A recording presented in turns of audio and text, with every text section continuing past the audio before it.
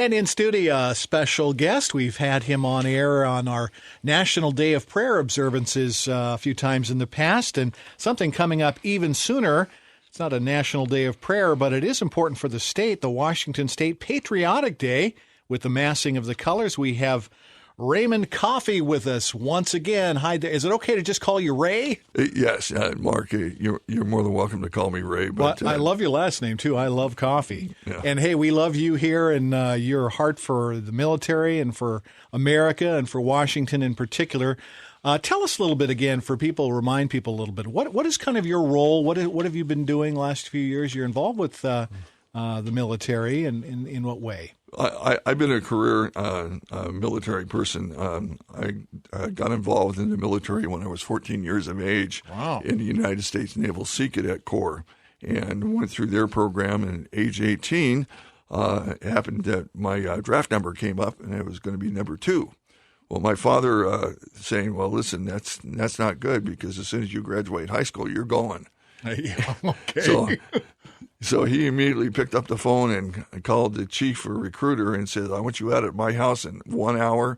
Bring the recruiting paper. You're going to sign my son out right now, today, period." Okay. So he put me in the Navy Reserve on a delayed active duty program. And during my junior year and my senior year, I was in competition to go to the Naval Academy.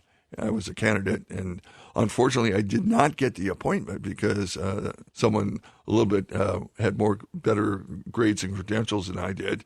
I did get the appointment, but because I had been put into reserves, I was set to go on my active duty tour. But because I'd been a Sea Cadet, I had all the prior qualifications, and I was enlisted as an E3 and then made E4, which is a petty officer rank. And I was a quartermaster. That's a navigator's assistant. I was scheduled to go to riverboat patrol school and into Vietnam in the Brown Water Navy. Well, unfortunately, my father passed away just before I graduated high school. My brother was already on active duty in the Navy, and he went on. It was on active duty, and my sister, the other person in our family, was married and was away from the home. So I was sole surviving son. So I put in for a deferment and waited till said, the military allowed this if you were the sole surviving son to take care of your mother, that they would allow that. Well, I put in for a deferment for that. I said, my brother will be coming off of his active duty in 18 months. Can I please wait? And then I'll take my active duty. Well, I went before this board, and during the interview process, I had a commander, a chief, and another officer there, and they were going through my files, and they said, "Well, wait a minute. It says here you were a candidate for the academy. Why didn't you take the appointment?" "Well, sir, I was an alternate. I didn't get it." "Well, son, do you still want to go?" You got to understand, I'm an enlisted guy standing in front of these guys. Yeah. And he says, "Well, yes, sir, I would love to go. I tell you what, we'll change your orders from Riverboat Patrol School, and we'll send you to the prep school. By the way, you're late. The school started last week. Here's your orders. Go." And so I saluted, got the heck out of there. And that's how I got to go to the Naval Academy. I got sent to the prep school, which was a 9-month program, and then went on to the Naval Academy. And I was in the Naval Academy classes in 1975. Upon the end of that program, I was very much interested in being a law enforcement officer in the Navy. Well, unfortunately, they delayed doing that until 1979, and I was in class of 75. So my choice was either Marines or go to sea or do something else. Well, at the time, I approached my fiancée, now my lovely wife of 51 years, and I said, "Well, what do you think about me being a Marine officer?" Well, let's say the response was less than overwhelming.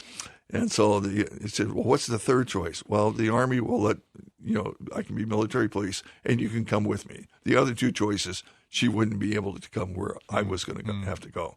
So that's how I made the change from growing up Navy, going to the Academy, and now entering the Army. It was very tough because Army-Navy type of things. Yeah.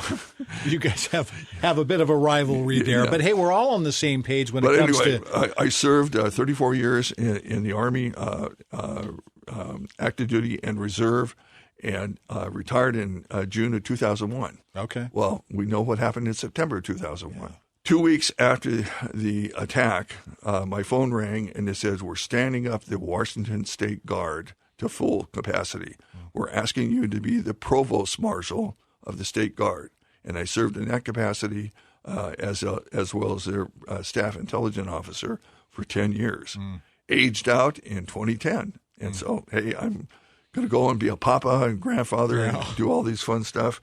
And then 3 years later, I got a certified letter and said I went before a general's board, and we're asking you if you would like to take command of this national ceremonial command that does veteran funeral honors. And I was offered my 1 star and was given that.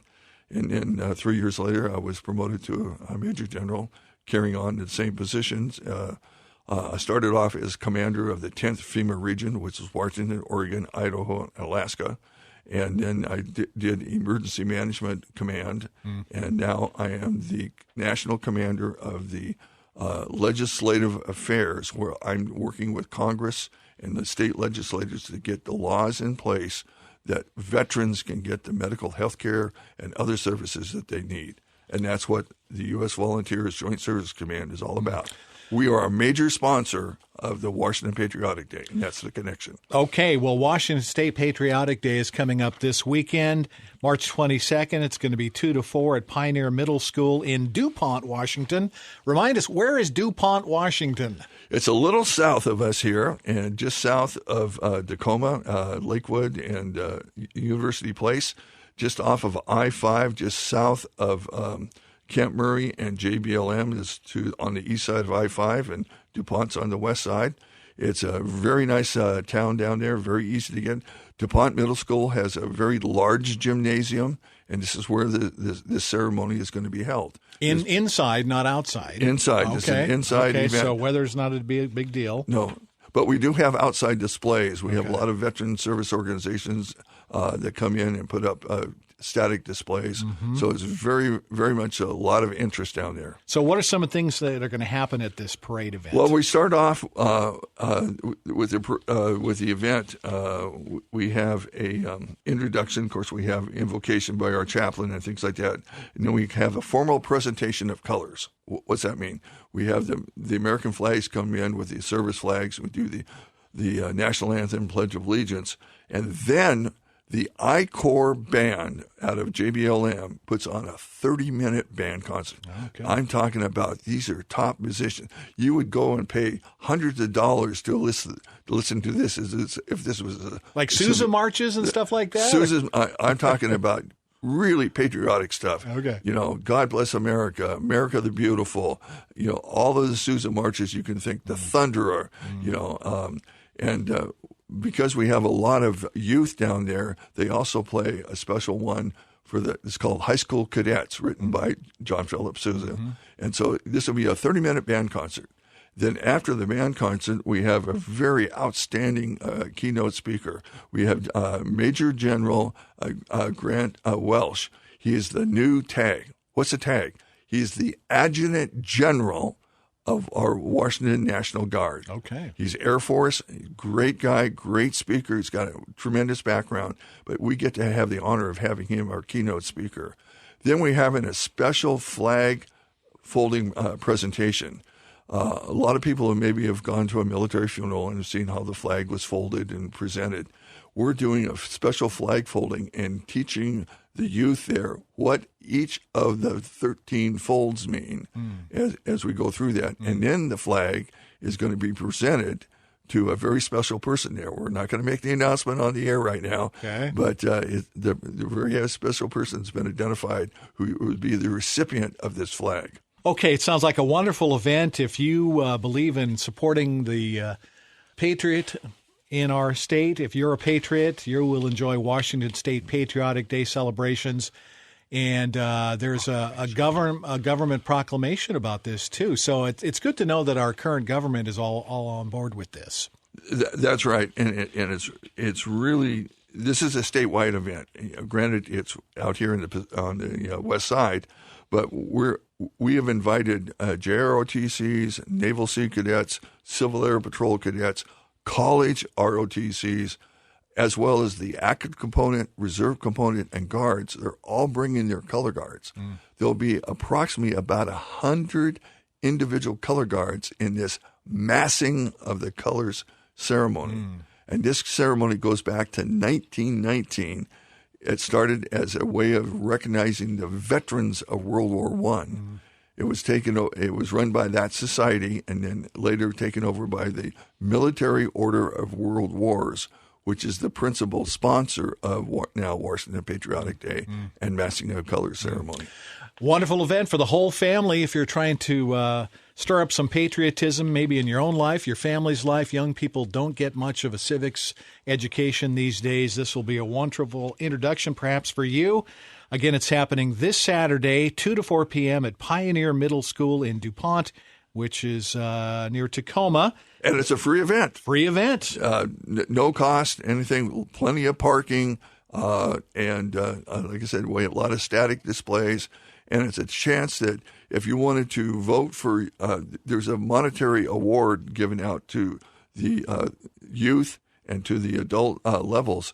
And if you have a particular group that you would like to support, you can come down there, you get a ticket, you get to put it into the voting box, and you get to choose who gets the monetary awards. And it goes 500, 250, and 100. Okay. For both the youth and for the adult programs. Details at mowwPugetSoundChapter.org. There's more details, too, at kcisradio.com. Thank you for your service, sir, and your patriotism and your love of country, love of Washington State's efforts to keep our area patriotic. Yeah, well, Mark, we really appreciate the opportunity. We love working with Krista here in KCIS Radio. We really honor what you guys do, and my command, the U.S. Volunteers, just can't thank you enough for the opportunity to have some airtime here. Thank you for your service. Raymond Coffee on KCIS.